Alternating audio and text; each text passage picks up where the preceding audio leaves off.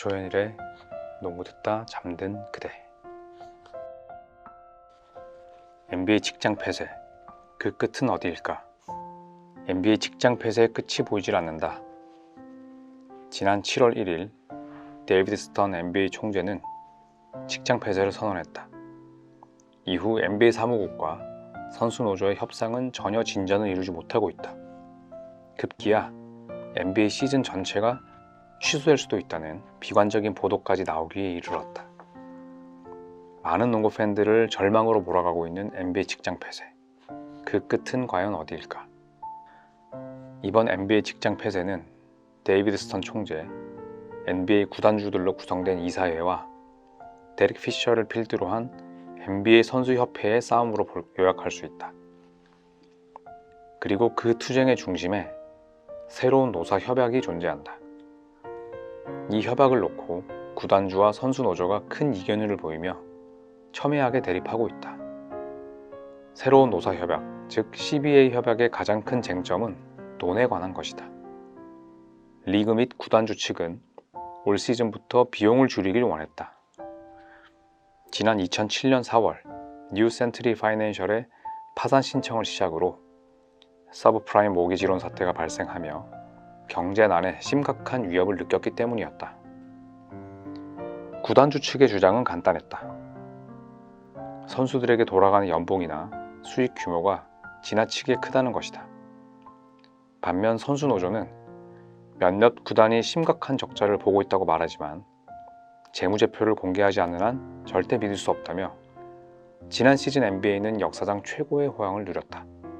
선수 주머니에서 손해를 충당하려는 건 말도 안 된다며 팽팽히 맞섰다. 특히 농구 연관 수익을 놓고 좀처럼 합의점을 찾지 못하고 있다. 간단히 설명하자면 농구 연관 수익은 리그가 걷어들이는 돈이다. 입장료, 유니폼 판매 수익, 중계권료 등이 이에 해당한다. 이 수익의 분배를 놓고 노사 양측이 으르렁대고 있는데 그 규모가 무려 수천억 원에 달한다. 지난 1995년의 짧은 직장 폐쇄와 1998년 파업 당시에도 이 농구 연관 수익이 최대 쟁점이었다. 그런데 이번에는 해결될 기미가 보이질 않는다. 구단주 측이 선수 노조의 몫을 줄이길 원하는 반면 선수 노조는 일정 비율 이하는 안 된다며 뜻을 굽히지 않았다. 스턴 총재가 수익 비율을 놓고 회유와 협박을 반복했지만 선수들은 우리의 권리가 걸려있는 문제라며 좀처럼 물러서지 않았다. 그러던 중 NBA 측이 하드캡 도입을 포기하기로 결정하면서 직장 폐쇄 사태는 새로운 국면을 맞았다.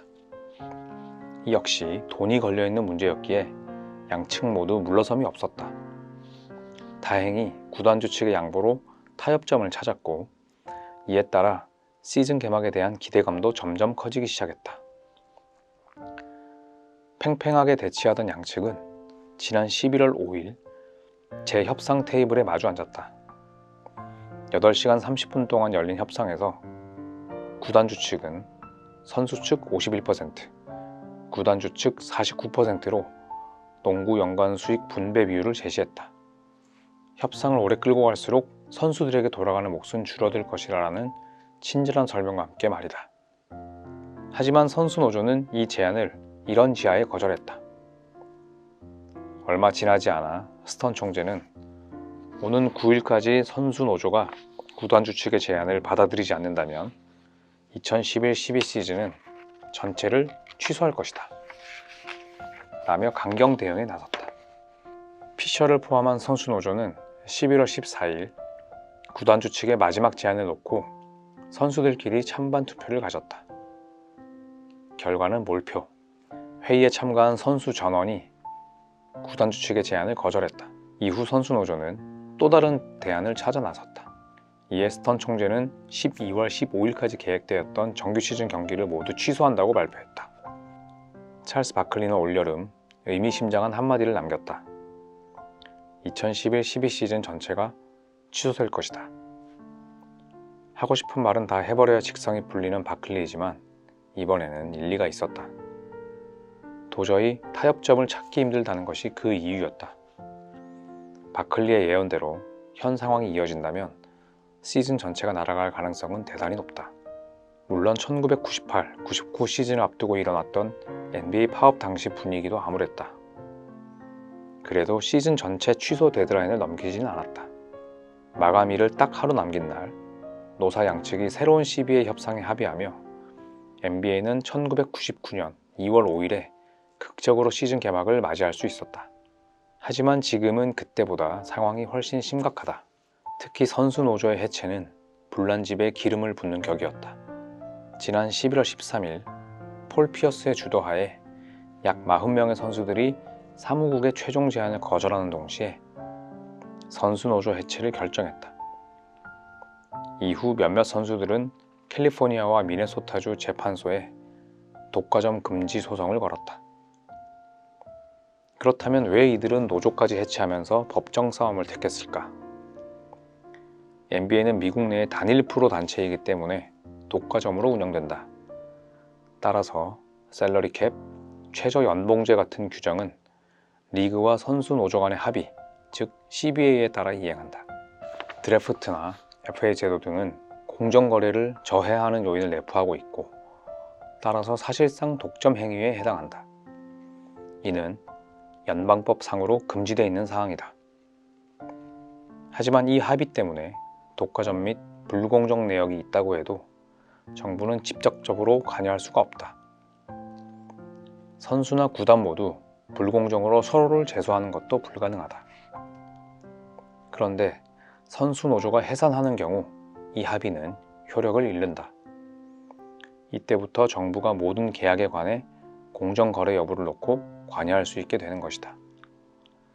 만약 공정거래가 아니라 판단할 경우 강제 이행이 가능하다. 직장 폐쇄를 선언한 리그에 맞선 선수 노조의 필살기인 셈이다. NBA의 직장 폐쇄 역시 공정거래법에 따라 무효가 될 수도 있다. 반독점 행위에 해당하기 때문이다. 나아가 NBA의 존속 자체가 어려워질 가능성도 커졌다. 아직 넘어야 할 산이 차고 넘치는데도 상황은 날로 복잡해지고 있다. 피어스는 선수들은 충분히 노력했다. 한 발 양보하고자 애썼고 실제로 많은 부분을 포기했다. 하지만 NBA 사무국과 구단주들은 성의를 보이지 않았다며 선수 노조 해체는 어쩔 수 없는 일이었다. 이제 법정에서 시비를 가리는 수밖에 없다고 말했다. 양측의 감정의 골이 깊어질 대로 깊어져 있는 것이다.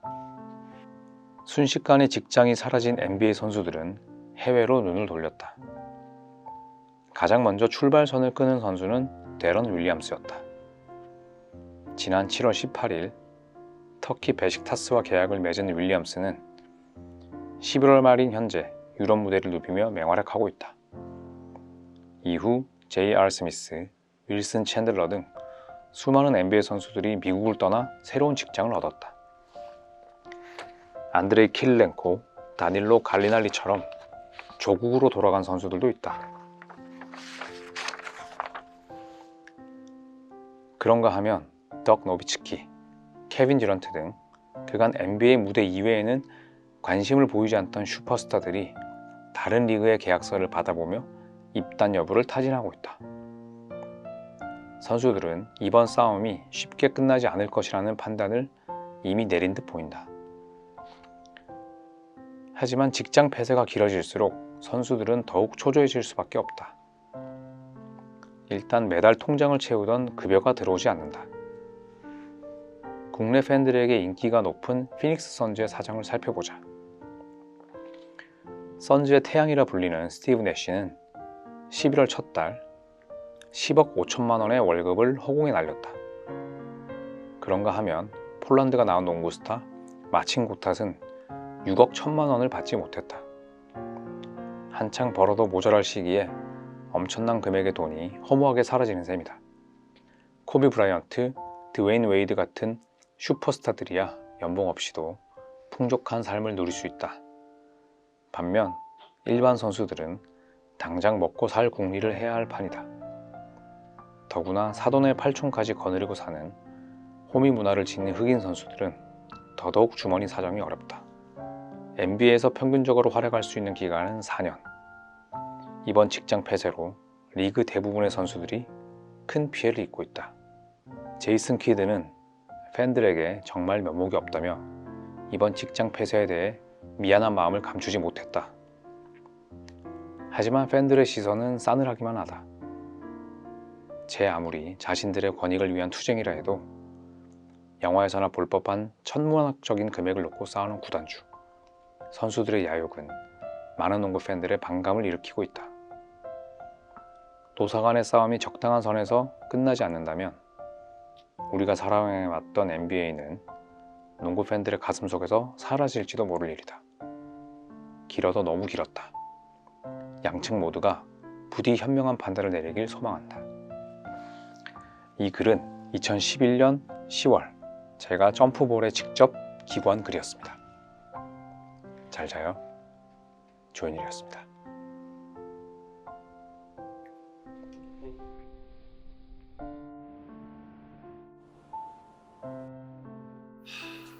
덥나 보네. 조현일의 농구 듣다 잠든 그대. NBA 직장 폐쇄, 그 끝은 어디일까? NBA 직장 폐쇄의 끝이 보이질 않는다. 지난 7월 1일 데이비드 스턴 NBA 총재는 직장 폐쇄를 선언했다. 이후 NBA 사무국과 선수 노조의 협상은 전혀 진전을 이루지 못하고 있다. 급기야 NBA 시즌 전체가 취소될 수도 있다는 비관적인 보도까지 나오기에 이르렀다. 많은 농구 팬들을 절망으로 몰아가고 있는 NBA 직장 폐쇄. 그 끝은 과연 어디일까? 이번 NBA 직장 폐쇄는 데이비드 스턴 총재, NBA 구단주들로 구성된 이사회와 데릭 피셔를 필두로 한 NBA 선수협회의 싸움으로 요약할 수 있다. 그리고 그 투쟁의 중심에 새로운 노사 협약이 존재한다. 이 협약을 놓고 구단주와 선수 노조가 큰 이견을 보이며 첨예하게 대립하고 있다. 새로운 노사 협약, 즉 CBA 협약의 가장 큰 쟁점은 돈에 관한 것이다. 리그 및 구단주 측은 올 시즌부터 비용을 줄이길 원했다. 지난 2007년 4월 뉴 센트리 파이낸셜의 파산 신청을 시작으로 서브프라임 모기지론 사태가 발생하며 경제난에 심각한 위협을 느꼈기 때문이었다. 구단주 측의 주장은 간단했다. 선수들에게 돌아가는 연봉이나 수익 규모가 지나치게 크다는 것이다. 반면 선수 노조는 몇몇 구단이 심각한 적자를 보고 있다고 말하지만 재무제표를 공개하지 않는 한 절대 믿을 수 없다며 지난 시즌 NBA는 역사상 최고의 호황을 누렸다. 선수 주머니에서 손해를 충당하려는 건 말도 안 된다며 팽팽히 맞섰다. 특히 농구 연관 수익을 놓고 좀처럼 합의점을 찾지 못하고 있다. 간단히 설명하자면 농구 연관 수익은 리그가 걷어들이는 돈이다. 입장료, 유니폼 판매 수익, 중계권료 등이 이에 해당한다. 이 수익의 분배를 놓고 노사 양측이 으르렁대고 있는데 그 규모가 무려 수천억 원에 달한다. 지난 1995년의 짧은 직장 폐쇄와 1998년 파업 당시에도 이 농구 연관 수익이 최대 쟁점이었다. 그런데 이번에는 해결될 기미가 보이질 않는다. 구단주 측이 선수 노조의 몫을 줄이길 원하는 반면 선수 노조는 일정 비율 이하는 안 된다며 뜻을 굽히지 않았다. 스턴 총재가 수익 비율을 놓고 회유와 협박을 반복했지만 선수들은 우리의 권리가 걸려있는 문제라며 좀처럼 물러서지 않았다. 그러던 중 NBA 측이 하드캡 도입을 포기하기로 결정하면서 직장 폐쇄 사태는 새로운 국면을 맞았다. 이 역시 돈이 걸려있는 문제였기에 양측 모두 물러섬이 없었다. 다행히 구단주 측의 양보로 타협점을 찾았고 이에 따라 시즌 개막에 대한 기대감도 점점 커지기 시작했다. 팽팽하게 대치하던 양측은 지난 11월 5일 재협상 테이블에 마주 앉았다. 8시간 30분 동안 열린 협상에서 구단주 측은 선수 측 51%, 구단주 측 49%로 농구 연관 수익 분배 비율을 제시했다. 협상을 오래 끌고 갈수록 선수들에게 돌아가는 몫은 줄어들 것이라는 친절한 설명과 함께 말이다. 하지만 선수 노조는 이 제안을 이런 지하에 거절했다. 얼마 지나지 않아 스턴 총재는 오는 9일까지 선수 노조가 구단주 측의 제안을 받아들이지 않는다면 2011-12 시즌은 전체를 취소할 것이다 라며 강경 대응에 나섰다. 피셔를 포함한 선수 노조는 11월 14일 구단주 측의 마지막 제안을 놓고 선수들끼리 찬반 투표를 가졌다. 결과는 몰표. 회의에 참가한 선수 전원이 구단주 측의 제안을 거절했다. 이후 선수 노조는 또 다른 대안을 찾아 나섰다. 이에 스턴 총재는 12월 15일까지 계획되었던 정규 시즌 경기를 모두 취소한다고 발표했다. 찰스 바클리는 올여름 의미심장한 한마디를 남겼다. 2011-12 시즌 전체가 취소될 것이다. 하고 싶은 말은 다 해버려야 직성이 풀리는 바클리이지만 이번에는 일리가 있었다. 도저히 타협점을 찾기 힘들다는 것이 그 이유였다. 바클리의 예언대로 현 상황이 이어진다면 시즌 전체가 날아갈 가능성은 대단히 높다. 물론 1998-99 시즌을 앞두고 일어났던 NBA 파업 당시 분위기도 암울했다. 그래도 시즌 전체 취소 데드라인을 넘기지는 않았다. 마감일을 딱 하루 남긴 날 노사 양측이 새로운 CBA 협상에 합의하며 NBA는 1999년 2월 5일에 극적으로 시즌 개막을 맞이할 수 있었다. 하지만 지금은 그때보다 상황이 훨씬 심각하다. 특히 선수 노조의 해체는 불난집에 기름을 붓는 격이었다. 지난 11월 13일 폴 피어스의 주도하에 약 40명의 선수들이 사무국의 최종 제안을 거절하는 동시에 선수 노조 해체를 결정했다. 이후 몇몇 선수들은 캘리포니아와 미네소타주 재판소에 독과점 금지 소송을 걸었다. 그렇다면 왜 이들은 노조까지 해체하면서 법정 싸움을 택했을까? NBA는 미국 내의 단일 프로 단체이기 때문에 독과점으로 운영된다. 따라서 셀러리 캡, 최저 연봉제 같은 규정은 리그와 선수 노조 간의 합의, 즉 CBA에 따라 이행한다. 드래프트나 FA 제도 등은 공정거래를 저해하는 요인을 내포하고 있고 따라서 사실상 독점 행위에 해당한다. 이는 연방법상으로 금지되어 있는 사항이다. 하지만 이 합의 때문에 독과점 및 불공정 내역이 있다고 해도 정부는 직접적으로 관여할 수가 없다. 선수나 구단 모두 불공정으로 서로를 제소하는 것도 불가능하다. 그런데 선수 노조가 해산하는 경우 이 합의는 효력을 잃는다. 이때부터 정부가 모든 계약에 관해 공정거래 여부를 놓고 관여할 수 있게 되는 것이다. 만약 공정거래가 아니라 판단할 경우 강제 이행이 가능하다. 직장 폐쇄를 선언한 리그에 맞선 선수 노조의 필살기인 셈이다. NBA의 직장 폐쇄 역시 공정거래법에 따라 무효가 될 수도 있다. 반독점 행위에 해당하기 때문이다. 나아가 NBA의 존속 자체가 어려워질 가능성도 커졌다. 아직 넘어야 할 산이 차고 넘치는데도 상황은 날로 복잡해지고 있다. 피어스는 선수들은 충분히 노력했다. 한 발 양보하고자 애썼고 실제로 많은 부분을 포기했다. 하지만 NBA 사무국과 구단주들은 성의를 보이지 않았다며 선수 노조 해체는 어쩔 수 없는 일이었다. 이제 법정에서 시비를 가리는 수밖에 없다고 말했다. 양측의 감정의 골이 깊어질 대로 깊어져 있는 것이다. 순식간에 직장이 사라진 NBA 선수들은 해외로 눈을 돌렸다. 가장 먼저 출발선을 끄는 선수는 데런 윌리엄스였다. 지난 7월 18일 터키 베식타스와 계약을 맺은 윌리엄스는 11월 말인 현재 유럽 무대를 누비며 맹활약하고 있다. 이후 J.R. 스미스, 윌슨 챈들러 등 수많은 NBA 선수들이 미국을 떠나 새로운 직장을 얻었다. 안드레이 킬렌코, 다닐로 갈리날리처럼 조국으로 돌아간 선수들도 있다. 그런가 하면 덕 노비츠키, 케빈 듀런트 등 그간 NBA 무대 이외에는 관심을 보이지 않던 슈퍼스타들이 다른 리그의 계약서를 받아보며 입단 여부를 타진하고 있다. 선수들은 이번 싸움이 쉽게 끝나지 않을 것이라는 판단을 이미 내린 듯 보인다. 하지만 직장 폐쇄가 길어질수록 선수들은 더욱 초조해질 수밖에 없다. 일단 매달 통장을 채우던 급여가 들어오지 않는다. 국내 팬들에게 인기가 높은 피닉스 선즈의 사정을 살펴보자. 선즈의 태양이라 불리는 스티브 내시는 11월 첫 달 10억 5천만 원의 월급을 허공에 날렸다. 그런가 하면 폴란드가 나온 농구 스타 마친 고탓은 6억 1천만 원을 받지 못했다.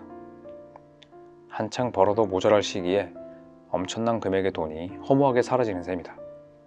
코비 브라이언트, 드웨인 웨이드 같은 슈퍼스타들이야 연봉 없이도 풍족한 삶을 누릴 수 있다. 반면 일반 선수들은 당장 먹고 살 궁리를 해야 할 판이다. 더구나 사돈의 팔촌까지 거느리고 사는 호미 문화를 짓는 흑인 선수들은 더더욱 주머니 사정이 어렵다. NBA에서 평균적으로 활약할 수 있는 기간은 4년. 이번 직장 폐쇄로 리그 대부분의 선수들이 큰 피해를 입고 있다. 제이슨 키드는 팬들에게 정말 면목이 없다며 이번 직장 폐쇄에 대해 미안한 마음을 감추지 못했다. 하지만 팬들의 시선은 싸늘하기만 하다. 제 아무리 자신들의 권익을 위한 투쟁이라 해도 영화에서나 볼 법한 천문학적인 금액을 놓고 싸우는 구단주. 선수들의 야욕은 많은 농구 팬들의 반감을 일으키고 있다. 노사 간의 싸움이 적당한 선에서 끝나지 않는다면 우리가 사랑해왔던 NBA는 농구 팬들의 가슴속에서 사라질지도 모를 일이다. 길어도 너무 길었다. 양측 모두가 부디 현명한 판단을 내리길 소망한다. 이 글은 2011년 10월 제가 점프볼에 직접 기고한 글이었습니다. 잘 자요. 조인일이었습니다.